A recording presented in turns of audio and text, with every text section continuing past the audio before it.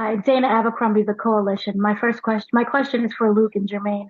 Well, I wanted to know with this documentary, it really highlighted the musical aspect of Freaknik and the importance of it. What I wanted to know from both of you was the importance Freaknik had in both the Atlanta culture in terms of the music scene and both of your careers, still to this day.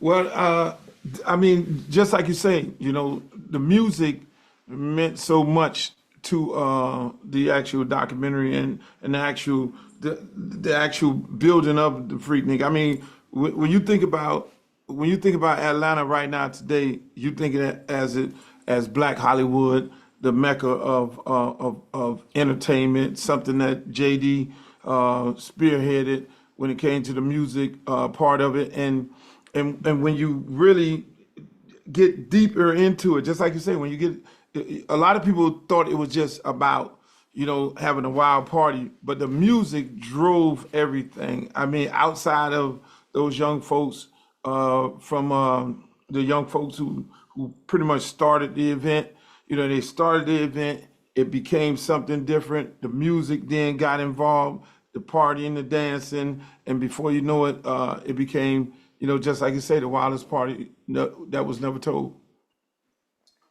Yeah, I think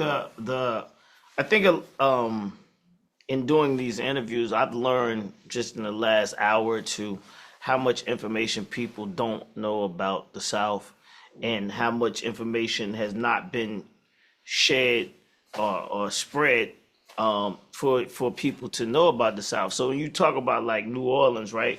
New Orleans has Mardi Gras, and they have a bunch of other like weekends where people actually go to New Orleans, and the backdrop of that is this music, this sound, this jazz, and this music that plays, and it's been stories that's told about New Orleans and the musical component that goes along with it. When you talk about Atlanta, or when you hear stories about Atlanta, you hear stories about the rise of hip hop, where you might mention myself and Ludacris and Jeezy and Outkast and all these other people, but you don't actually hear how the music became the soundtrack for the cultural events that was happening in the city. And Freaknik being one of those cultural events that happened in Atlanta, it also had music that was going along with it, and people that were there, when they hear these records today, they reminisce of the time that they was at Freaknik, right? So it's a soundtrack that, fortunately, my company and Luke and others that made music at this time period, we represent that soundtrack, and that music. You can't even think about Freaknik if you don't have this music playing. You can't even think about Freaknik if Luke ain't nowhere around.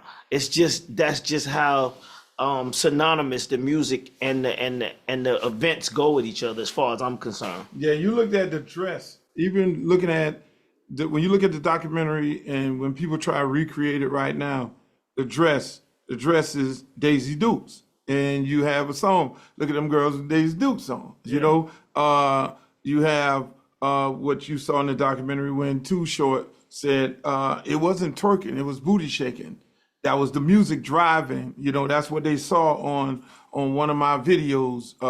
They saw booty shaking, and so the music was played so much an instrumental role into the actual film and the actual building up of what you see right now in Atlanta. And I mean the title song, "My Boo," song that Jermaine and